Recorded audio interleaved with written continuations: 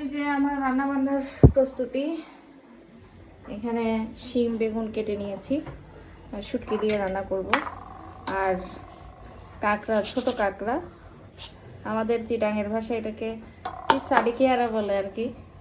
তারপর এখানে পেঁয়াজ কুটি নিয়েছি, আর ওইদিকে ভাত হচ্ছে। আর এখানে আমার পরিস্থিতি খারাপ, কুটা বাছার করেছি আর কি। আসতেছি।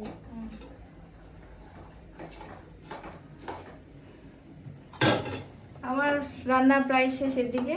এই যে এখানে কাঁকড়া রান্না করছি, দেখো এই যে।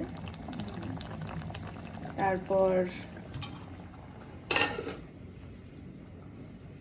আর এখানে শিম বেগুন শুটকি দিয়ে রান্না করছি।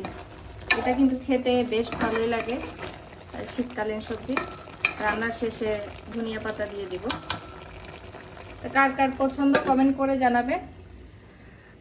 আর ক্যামেরার ওপারে আছে আমার ছেলে, কারণ ওর বাবা একটু বাইরে গিয়েছে, সেজন্য আমার ছেলে ক্যামেরাম্যানের কাজ করছে, তাই না বাবা?